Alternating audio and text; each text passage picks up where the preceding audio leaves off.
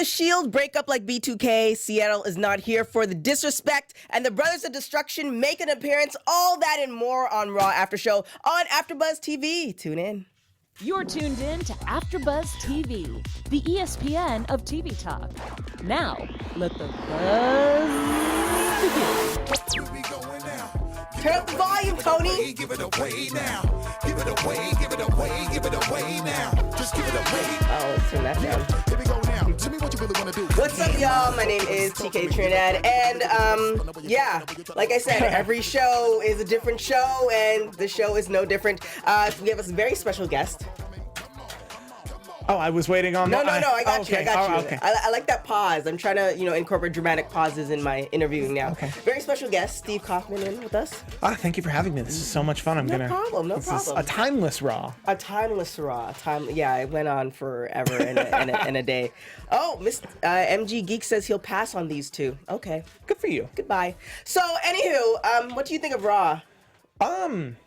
This first off, I will preface this by saying this is the first time I've watched Raw actually live for like a good 3 or 4 months. Do you watch it the next day or something? The next day yeah. in the clips. Yeah. In the clips, Oh, you didn't even watch the full show? Well, I get the gist of the full show. Oh. Through a way that I don't actually watch a 3-hour show. This one felt more worth my 3 hours than the ones I'm remembering that have just felt like slogs. Yeah. And I understand that they feel like slogs, and I also understand it wasn't too long ago, maybe 2 or 3 weeks ago, that it looked like they'd thrown in the towel. Just we're going to have a bad Raw. Yeah. I think it was week 1 or week 2 of Monday Night Football. They're we're just going to have a bad Raw. There were a couple Raw. Actually, it's been since after WrestleMania where some were great, some were so it's kind of been going up and down, where SmackDown is generally pretty good. So SmackDown is definitely dollars side. for donuts, and economically. Dollars for donuts, I like Yes, that. they only have 2 hours. Yeah. They only have 2 hours, so they don't have to fill 3 hours. They don't have to fill you in on what happened in the first hour and the third hour. There's just a lot of stuff that SmackDown doesn't have to do that Raw does. Literally somebody went and did a show at the studio, came back, I was still out there and oh, are you doubling up on shows? I'm like, no, this is all one show. Oh, yeah. So it is what it is. So Dean Ambrose, they're kind of questioning if he's not for the Shield, it doesn't make sense for him. What do you think of all that? Do you think eventually there's going to be a break? Do you think this is a setup for something? I think if this were a true to form well-planned setup for something, it wouldn't have been so over the head. Mm-hmm. That I think when they beat you over the head like this, it's normally exactly what it is, which is he's sowing, they knew going into this that 1 week they get to sow his descent. Right. Probably 2 to 4 weeks, really, but they have 1 week where that's the whole theme of the show. Mm-hmm. We use 4 or 5 segments on, is Dean Ambrose going to turn on the Shield? What is happening? And you get to use a whole but they knew that when they made the move to bring the Shield back, they knew that was one of the weeks they get. Right. You get the week where they look cohesive, the week where they look not as strong against a similar team. Right. The week where you sow dissension for each of them, because we're gonna get that week where it's the Roman week, the Seth week, the Dean week. They're gonna be really well spaced out. That it'll feel organic and real, but that's.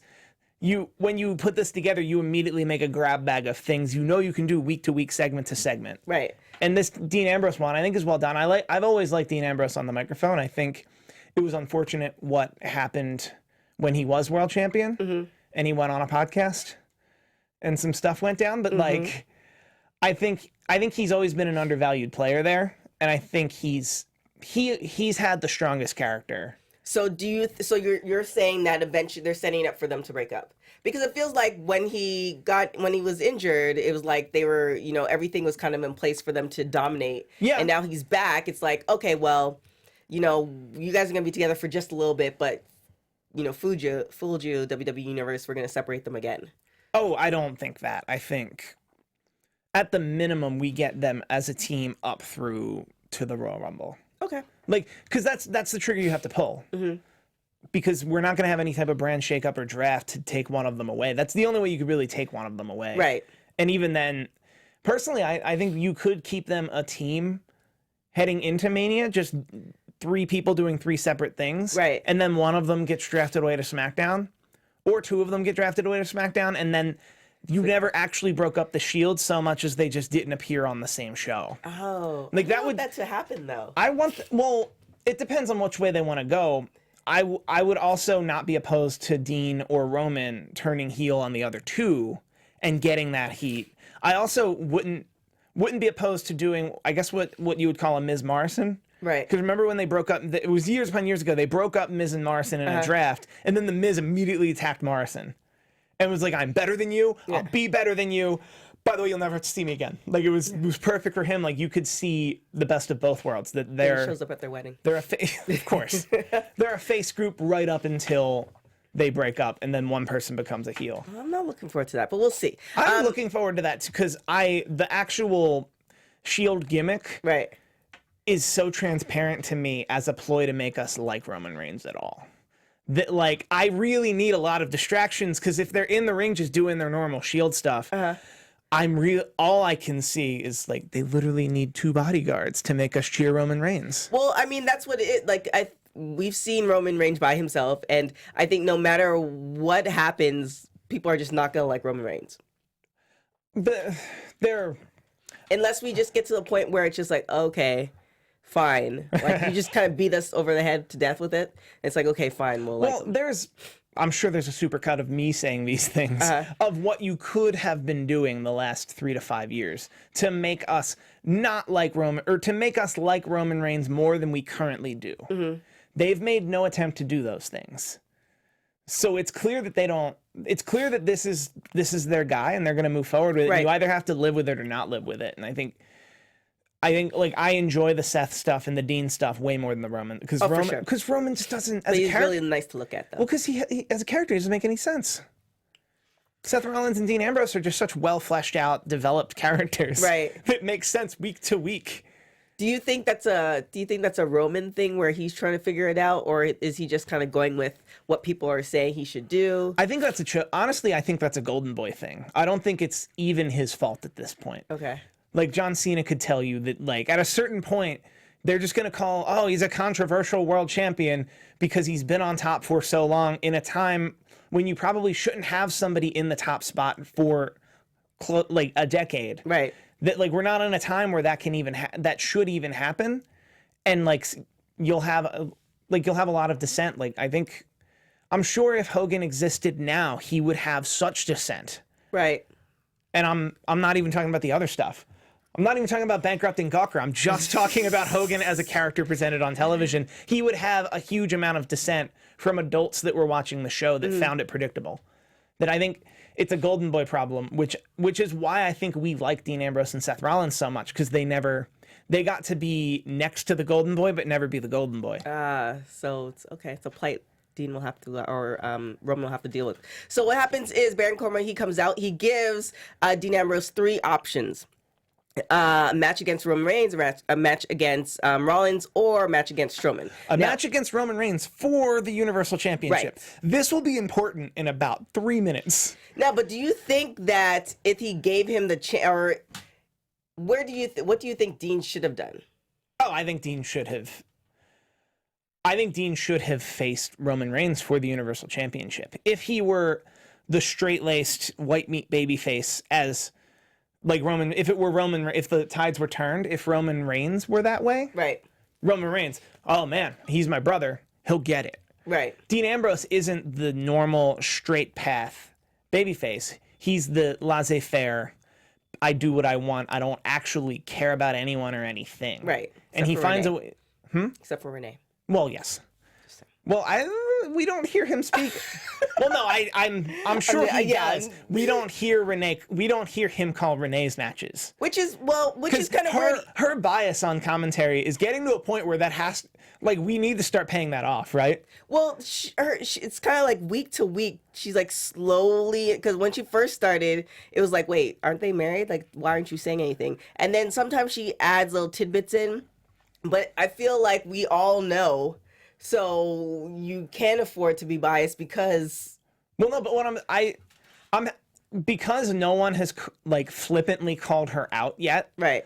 It leads me to believe that is a shelved thing. They may try, because if it were just like an off the cuff, no one dealt with it like thing where she would be a little.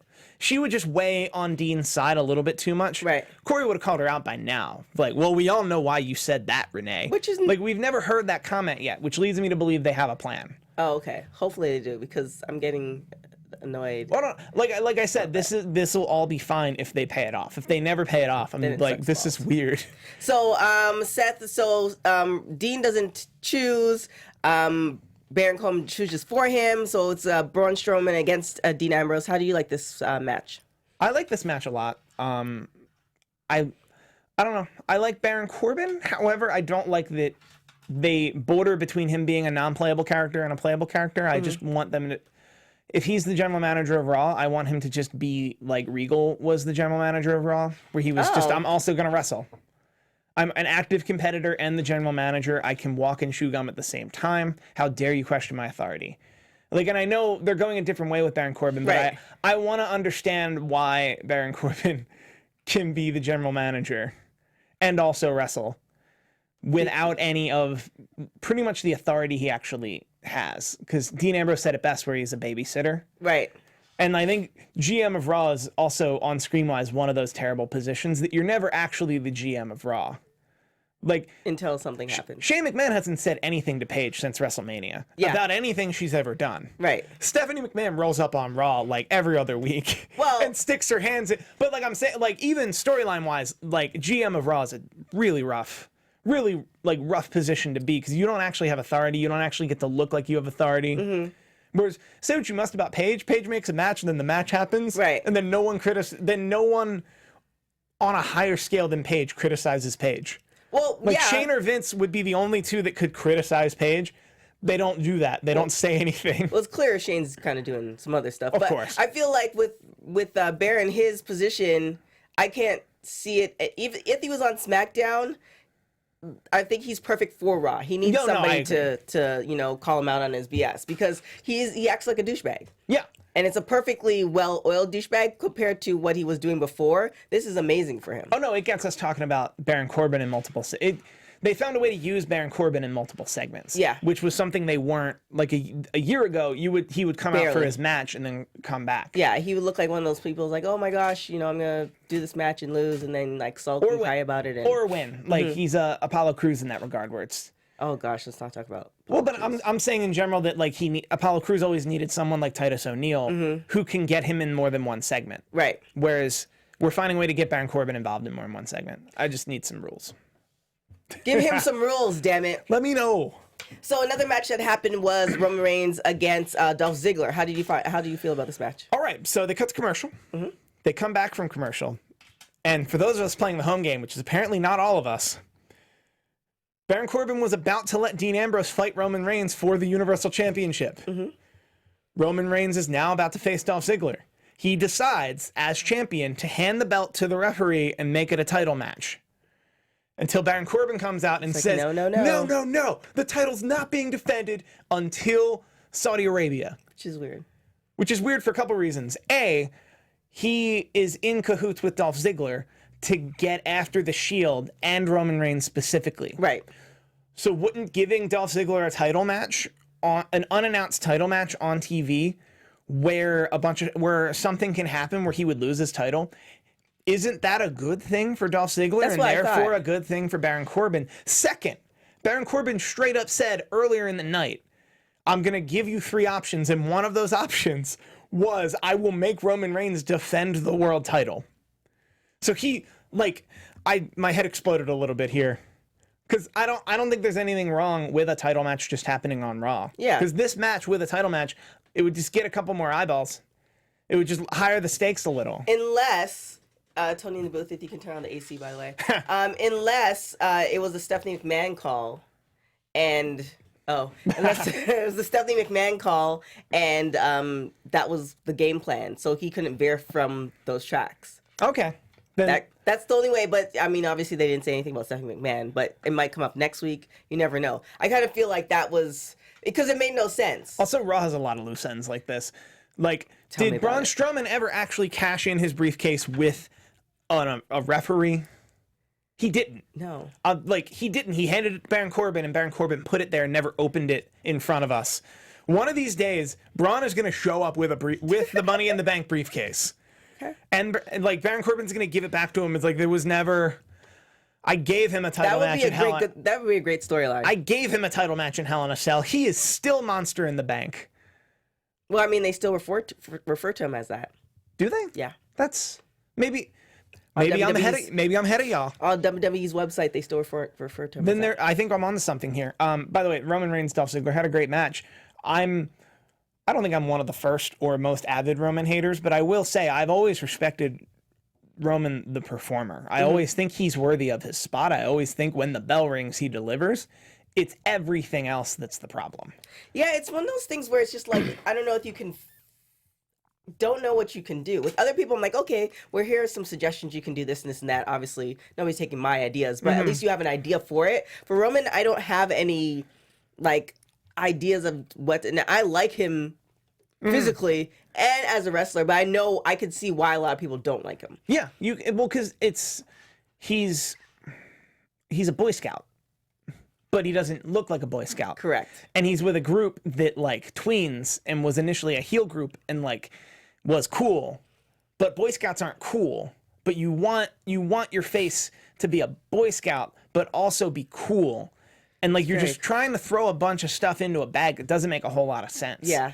And it is just the character never made a whole lot of sense to me. George Hermosa, who hosts the pay-per-view after show with me here on AfterBuzz TV, he talks a lot about if you watch a Roman Reigns match on mute, Roman is the heel. Like if you just watch the match, like if you had watched the Dolph Ziggler Roman Reigns match from tonight on mute, you would secretly just be like, oh yeah, Dolph Ziggler, go. Right. Come on. Yeah, let's do this. And you have to kind of a one foot in both worlds. Yeah, and it's just weird. And I don't know. I'm not saying he can't be the top babyface of the company. I've been saying for a long time, the creek seems to be going in the other direction, and they keep not trying to go with that current. They've been fighting that current for the majority of Roman Reigns' career as a top guy, as a world champion. Do you think at the end of the day, we have a guest fly in here. At the end of the day, after Roman Reigns' career is over, and say it's kind of stayed where it is, he would be okay with it. He'd be pleasantly surprised. This fly is very aggressive. Very pleasantly surprised. I'm not pleasantly surprised. Would he be okay with it, or would he be disgusted with how his career went, Roman Reigns? Like at the end of, he's done wrestling. Oh, I think he'll be fine. Okay. Like in that regard, like legacy wise, like he was the top guy for a very long time. Yeah, but with minimal controversy, like looking back kind of controversy. Yeah. That like legacy wise, I think he'll be okay with. Because he's at a time where there's very little else he can do. True. Other than just be Roman Reigns. I don't see him anywhere else either, too. So we move on to Ronda Rousey and Ruby Riott. How did you like this match? This match was actually a lot of fun. I think it's interesting because this whole Ronda Rousey, Nikki, and Brie Bella teaming is weird. Well, it's weird because also you want to talk about rules. How is Brie Bella on Raw?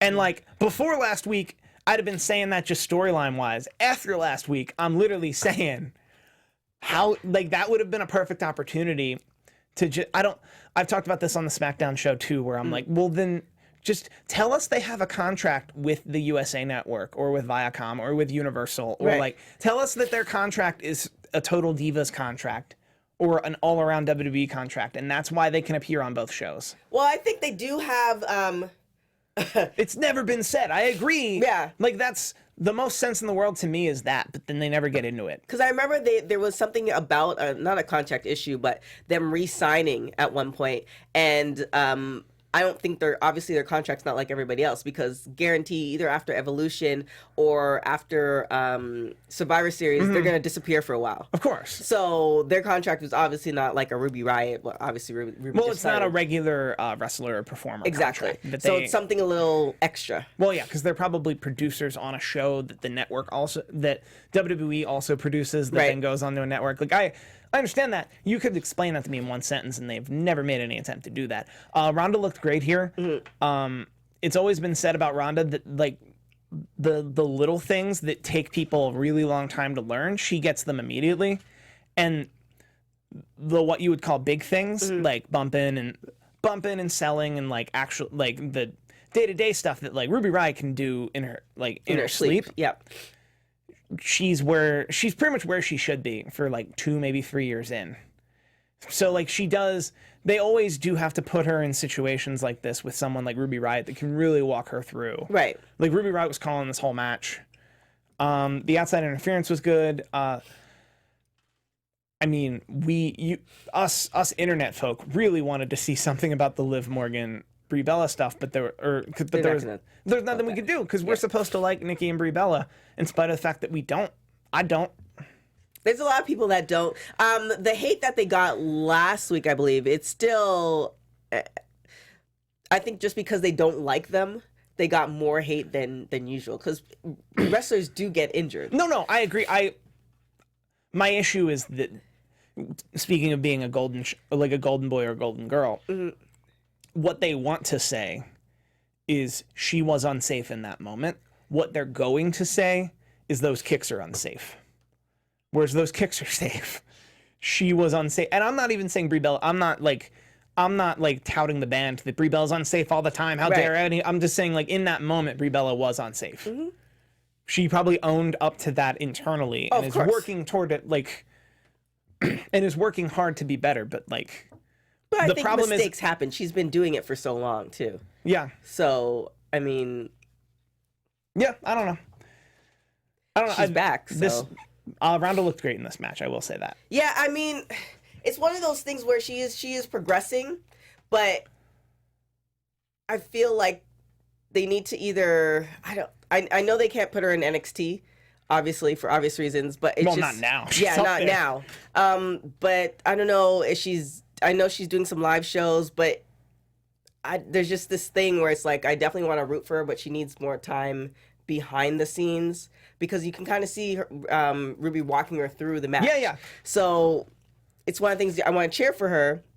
I also feels like she needs a little bit more work, obviously, because she just started. Also, the problem I have with her is not a problem I have with Shayna Baszler, because Shayna Baszler was down at NXT, developed and cultivated a character that is Shayna Baszler. Whereas Ronda Rousey walked in as Ronda Rousey. Exactly. And if anyone ever said, well, what's Ronda Rousey's character? She just goes, she scoffs at them and says Ronda Rousey. And it's like, yeah, but like, what if I don't know what that means? Right. Well, like, oh, she's the baddest woman on the planet. Cool. That's a description. What is a trait? Right. Is she angry? Is she happy? Which is confusing, though. What's her color palette? Because is she related to Roddy Piper in any way? Yeah. It's confusing because she comes out with the face, and you're supposed to not like her, but then she smiles when people start cheering. Well, and with Shayna, people mainly know who she is, so they cheer her. Right. So like I can't my criticism kind of falls apart because people cheer her head and shoulders above a lot of other women. Right. Without any actual context other than, no, I've heard of her. Yeah. And the thing with Shayna Baszler, I actually watched her when she was in the UFC house. So I saw her, I know it's just her personality that she has on NXT is essentially just a little bit more than, what she is in real life. Not to say she's, an asshole or any sort of way. It was like intense. Like you could say, well, Ronda Rousey is an intense, no BS, straight to the point kind of a person. Right. But then what is she doing palling or on it? Or like what is she doing palling around? If you were trying to tell me that's what her character is, why does she care so much that Natalia's her friend or that the Bellas are her friends? The Bellas I don't understand. The Bellas seem fair weather that I almost want her to grab a microphone and specifically call them out. Like she called out Stephanie McMahon. Right. Which might be happening. I hope so, but then they'd have to do something for her to see that, and I don't know, are you gonna do that at a 6-woman tag in a stadium? Is that a thing you can get away with? Yeah. I don't get the pairing at all. It just seems like how they started it came off very fake. So I don't know what's gonna happen I don't know with that. So Bobby Roode. Oh boy. I hope something is going to happen between him and Chad Gable. So Bobby Roode comes out, and he's going against Connor. How do you like this matchup? I like this matchup fine. I weep for the Ascension some weeks. Yeah, it's... Well, I weep for tag team wrestling on Raw most weeks. Not enough time. Well, I mean, there is time, but there's not enough. But there's not... and you were about to say there's not enough roster, and like you're wrong there too. No, There's no, there's plenty of roster. There's plenty of roster. There's plenty of time. Like if you were to tell me WWE only like is going to tighten up their tag division to be one tag division. Yeah. On paper, I'd be like, well, you put that on Raw. But in reality, I'm like, no, you put that on SmackDown because they'll actually do it. Whereas Raw will just mess it up. Like, and they'll have great tag teams, and then they'll have things like the B team happen. Yeah, and then I feel like they should have still had their belts for a little bit longer. I don't like. First, I love Chad Gable. I like Bobby Roode here. I like that. I like this pairing. I like this pairing because it's a pretty short burn. Like, we're only 2 or 3 weeks away from them going against you. Like, we're just building up a singles match that ultimately builds up Bobby Roode, who is and has been world champion material. Right. Since he got there. And by there, I mean NXT. Right. Like, by there, I mean the WWE in general. So, like, sure, it's enjoyable. He's great. He's great in his role. Right. I don't know. I feel like it's like they just need something for Chad to do. Yeah. And they also haven't done a good enough job explaining to me that Chad Gable is a tag team specialist. So if you put him in a singles match, he doesn't perform well. That's one thing you can say and stick with. Yeah. That I'm all game for. That Chad Gable loses as a singles competitor because he's not a good singles competitor. Like, that's the equivalent to a 9-ball player being terrible at 8-ball. Like, I get that. They're different games. So they're both pool. Connor ends up defeating Bobby Roode, but I think what might be a good pairing is Chad Gable joining the B team in the near future. Sure. They have the same energy and enthusiasm. Yeah, I think that would work. They go up against the Revival. It gets kind of broken up by AOP. I'm excited for AOP, but I don't know where they're gonna. Like you were saying about the tag teams in Raw, it's just like they might get to a certain point, but then they'll fizzle. Like, I would love to see AOP against the Usos, which is obviously... Well, that's going to happen over time. Yeah. I think... I like the Authors of Pain. I've been hearing that this hurts the Drake Maverick character over on 205 Live. Oh, yeah, I'm saying I'm hearing because I don't watch 205 Live. I'm sorry, you can't watch all the wrestling. I've heard it's gotten so much better. I have not watched 205. I was going to say, I was thinking of NXT. The last NXT was really, really good, by the way. Oh, yes. I watch NXT. Yeah, I haven't. But like, this whole everyone gets a cruiserweight, I'm not sure how I feel about that. Yeah. I've always liked the Authors of Pain. It's unfortunate they're in this tag division. Yeah. To begin with. Yeah, because it'd be amazing. Them against the New Day. Them against Sanity, although I'm not saying SmackDown is handling the tag teams perfectly, because Sanity would have made the most sense as number one contenders. Like, Bludgeon Brothers are like injured, they have a lot of great tag teams down in SmackDown. I like it. I think the plan is to make Bobby Roode look better, so I'm about it. Yeah. I mean, it kind of feels like he fell off, and somebody does need to tell him that he needs to hold back on the tanner, by the way. Drew McIntyre, he goes up against Seth Rollins. How do you like this match? I like this match a lot. These two do this match every night, and it's amazing. It's the greatest thing. I think Seth Rollins live in a ring is like one of the best things you can possibly see. If you ever wanted to like look for the best value for your dollar, you could go and watch like all the Ring of Honor shows with Seth Rollins and Kevin Steen, or Tyler Black and Kevin Steen and Nigel McGuinness and I'm trying to use Claudio Castagnoli. Like, I'm trying to use everyone's name as they were then. Right. That like you could spend $10 and pretty much see an indie version of the matches you see on most Raws or SmackDowns. I mean, he's definitely CrossFit Jesus. I mean, he can't. Oh, it's just he's a worker, and he's put in his time, he's put in his due, and then pretty much anything that anybody he's matched with is gonna be a good match. And then also Drew McIntyre. Like, I mean, you can't even. Drew McIntyre seems like the future. Like, he's about it, especially coming back from that injury too. Like, sometimes when people come back from injuries, it's just like there's nowhere to place them, and the fact that they put Drew McIntyre with Dolph Ziggler and they're actually able to do something with it. Really, really cool to see. If anything, I think Braun's slowing them down, because Braun is a part of the Golden Boy Roman problem. Right. That I like once they put them together, they actually back them off a lot. That we're getting a lot more Ziggler by himself, a lot more McIntyre by himself. Right. And a lot more of them together, but away from Braun, which keeps them away from the Roman stuff, which keeps us from remembering that the Shield is all to make us like Roman. Yes. So then we have Kevin Owens against Bobby Lashley, which was a really good fight. How do you like the whole Elias thing with the singing and? Well, I've always Seattle? liked these Elias segments. Oh, they're awesome. My girlfriend was in the room with me for this segment, and she was like, "Why do they do this?" And I was like, "Because Elias is really, really, really good at this." Yeah. I'm told he's good at wrestling. I haven't seen him do it in a really long time. Yeah, it's been a minute. And even longer time than that. Because he's just just him, a microphone, and a guitar. Yeah, and talking smack about the city that he's in. Just like, they literally had to put the microphones to the max. Like, that place got so loud. Also, shout out to you, Seattle. Like, you would think we're not having it. Because he said that line. I'm sure he said that line in 5 other cities. And Seattle's the first city he was in that really, really, really cared about their basketball team. Well, to be like, nobody.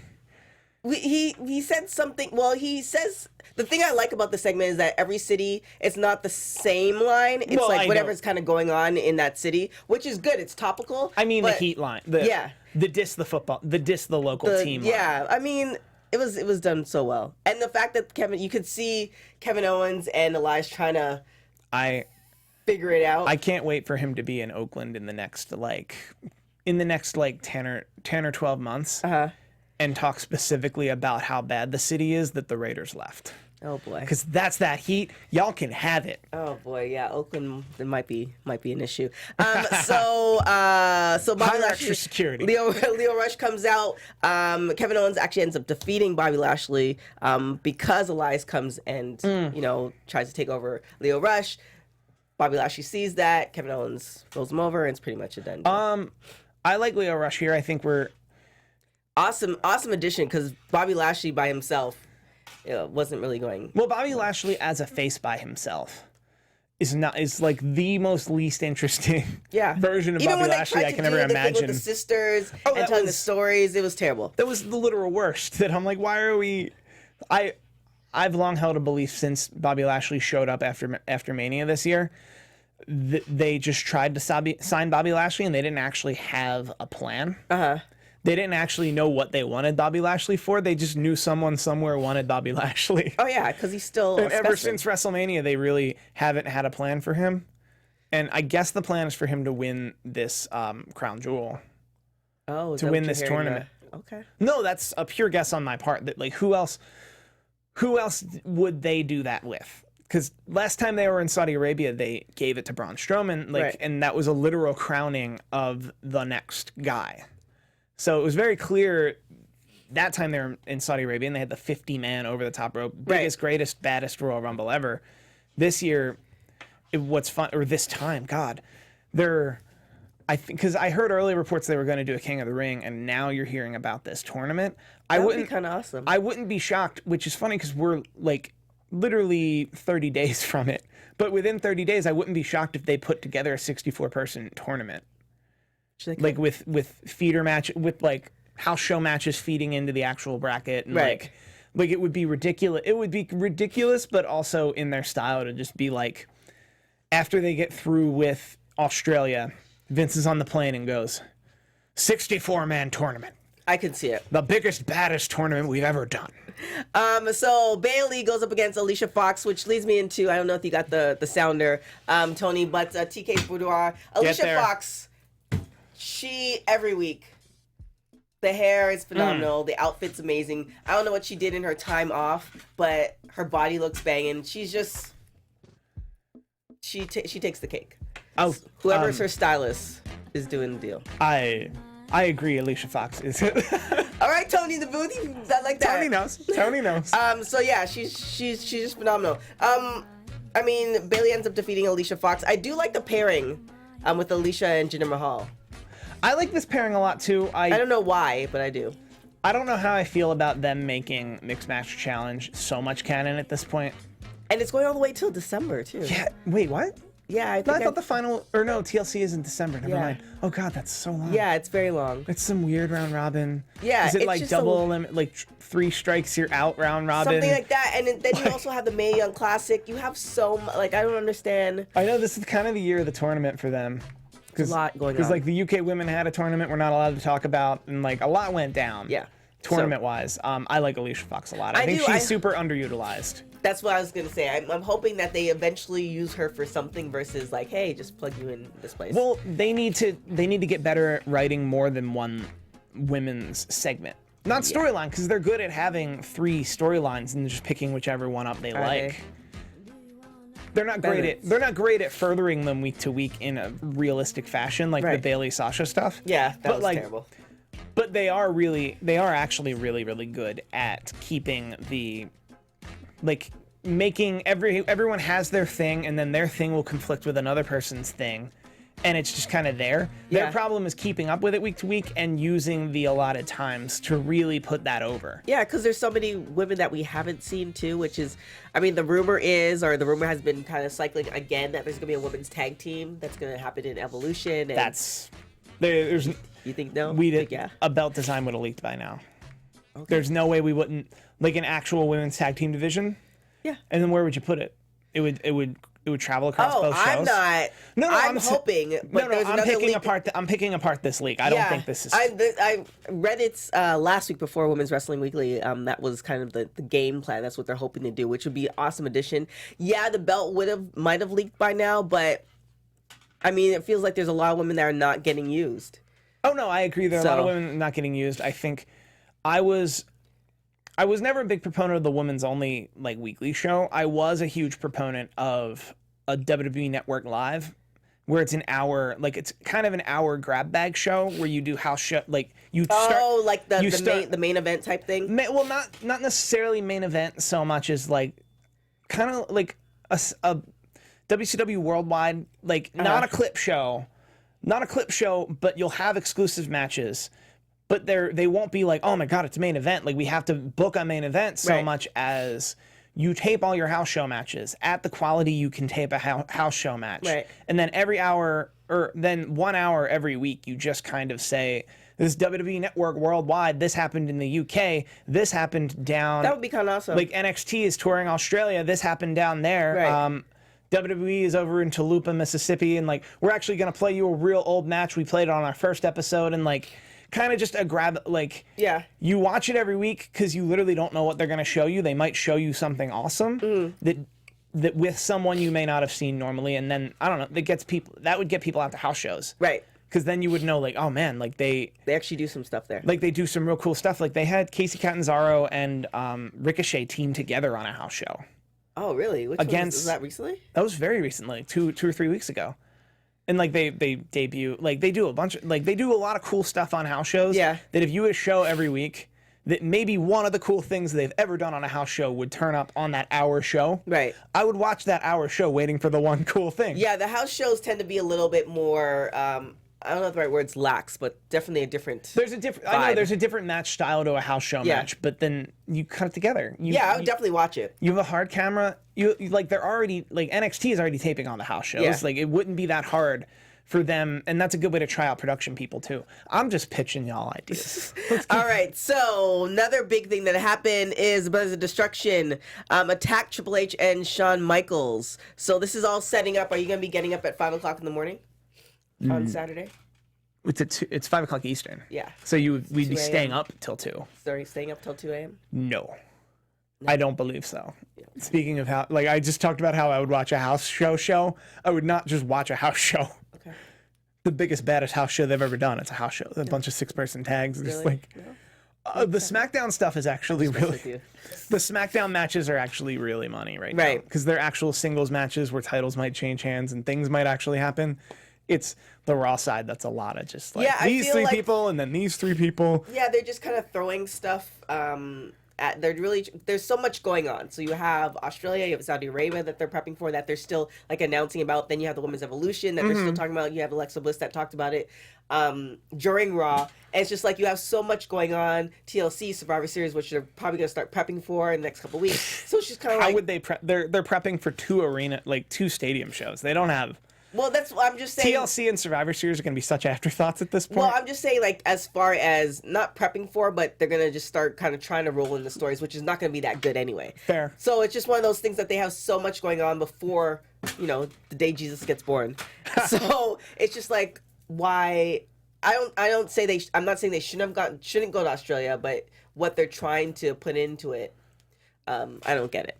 I don't know either. I do, but that's what I do like about the house show mentality about half these matches. Also, Undertaker Triple H is a really good match. Is a really good match to have on this card because it makes the card really top heavy with two people that you can literally burn out. Right. Because two people who don't have to show up to work the next day. Well, Triple H different, but a different kind of job, but still, that you can get a lot out of those four guys: Shawn Michaels, Triple H, Kane, The Undertaker. Oh yeah. In probably a go on last main event match, if it was the go home segment to the go home Raw, this is probably the put them on last match. Right. And I don't know. I like it. I mean, they sold it for just how it went about. It was definitely a good ending to Raw. Raw is just kind of one of those things. Again, you just every week is. We'll just see what happens. This was a lot stronger than usual. I think it's gonna be It's gonna be when the ratings come out tomorrow. Spoilers. It's going to be very frustrating. Right. It'll have lost handedly to everything else that's happening tonight. Yeah, it felt like one of those things where they had a lot going on, but not a lot going on. Like some shows feel like it goes by quick. This show felt like it was way more than 3 hours. And I watched the condensed version without the commercials. Yeah. So it felt like we were going on. I was like, oh my gosh, there's another thing. So it's just kind of one of those things where it is what it is. Thank you, Joseph, for agreeing with me. So, any predictions? Oof. Any predictions for Australia and or next week? Oof. Your AfterBuzz TV prediction. Do you have the Australia card? I do not. I think I can get that up pretty fast. I'll name the ones I think I know, or I'll name the ones I know. I think it's gotta be Triple H, right? Because Triple H is gonna at the very least wrestle one more match after Undertaker. Okay. Whereas and is going to need to have a win heading into that match because it's probably gonna be Mania. He's probably gonna lose to someone young. Okay. So he needs to, like, he loses to someone, he anoints the guy at WrestleMania every year. So he needs to, in that time, beat somebody credible. Right. Taker's a good foil for that because Taker's Taker. Taker never, ever, ever needed wins. Right. So that Triple H is my pick for that. Also, I think it's really, really weird that the mayor of Tennessee, multiple streams of income, man. That's just... If you can get another check, why can't you get another check? I'm hoping that Raw doesn't feel as long next week. If you guys can't tell, like, I think I'm actually getting sick. Like, Raw did this? Raw did this. Like, I came in kind of sort of sick, and now I'm feeling absolutely sick. So hopefully I'll be well for Women's Wrestling Weekly this week. I hope to see, as I'm kind of biased, I hope to see more women on the card and more better storylines next week as well. I feel like we didn't see Nia at all. Somebody mentioned that Natalya was backstage for like 20 seconds. We didn't see her, in like a segment-y thing. Right. Also, the Alexa Bliss segment was money. Right. Well, her segment was really, really good to lead up to, but will she be ready for Evolution? I'm pretty sure she's going to be ready for Evolution. I don't know why they would have done that if she isn't. Real quick, I'm just going to run down the Raw side of this card. Okay. I have Lashley and Cena over Elias and Kevin Owens. That seems pretty obvious. Oh, yeah. Cena wins, LOL. Yeah. The Shield over Braun Strowman, Dolph Ziggler, Drew McIntyre. Yeah. And then you sow some slight dissension in Dean Ambrose, or you sow a lot of dissension from Ziggler and Drew against Braun. Yeah, it might be one of those things where Dean was supposed to get the pin, and then Seth kind of steals it from him, and that kind of pisses Dean off or something like that. The Bella Twins and Ronda Rousey versus the Riot Ronda's Squad. gonna win, obviously. Ronda is going to pin probably Ruby Riott. Yeah. It'll be fun, I guess. Cedric Alexander, Buddy Murphy. I think it's Buddy Murphy's time. Okay. And I think that's all for the Raw side. We also have Asuka and Naomi versus the Iconics, who are heels everywhere but the stadium they're about to be. Which is gonna be interesting. Like, I think people will cheer Asuka and then cheer the Iconics as much as they cheer Asuka. Yeah, it's kind of... Because Asuka's entrance is amazing. Yeah. Because Asuka doesn't need words. Also, there's no Raw tag title match on the... Well, the tag champs are in the 6-man tag. Because you whatever. Like, I'm looking at this card and I'm like, I'm going Yeah, to we watch don't know. it. So and talk obviously you're about not it. waking up at 2 o'clock in the morning to see it because it is what it is. I may be up at 2 a.m. I don't know. I might be riding some sand dunes, some crazy stuff. I was about to say, who wakes up at 2 o'clock in the morning? I'm usually up until 2 a.m. But I have to. yeah. I was saying who wakes up for it, though. Oh yeah, I have to do something. Spoiler alert, or kind of tease. I'm doing something for LeBron James' network. So Okay. look out for that. Anywho, where can everybody find you? Everybody can find me right here, right now, but also on Twitter at Steve Kaufmann. That is KAUFMANN. You can also see me on this very channel. Sunday night, we will be talking about Super Showdown. We'll be breaking it down. We'll be talking about all of it. I'll have seen it by then, for sure. Thank y'all. You can find me on everything at TK Trinidad. Just follow me on my Instagram. I'm usually more active on that. Women's Pro Wrestling Weekly. This week we have Zeta Zane coming up on the show. And I believe we're doing Mae Young as well sometime in between now and Wednesday. Other than that, just keep following me on Instagram. Like, there's a lot of stuff popping. Like I said, LeBron James. That's all I'm going to say. You'll see. All right, see you guys next week. Ciao. Our founder, Kevin Undergaro, Phil Svitek, and me, Maria Menounos, would like to thank you for tuning in to AfterBuzz TV. Remember, we're not just the first, we're the biggest in the world, and we're the only destination for all your favorite TV shows. Whatever you crave, we've got it. So go to AfterbuzzTV.com and check out our lineup. Buzz you later. Expressed herein are those of the hosts only and do not necessarily reflect the views of AfterBuzz TV or its owners or principals.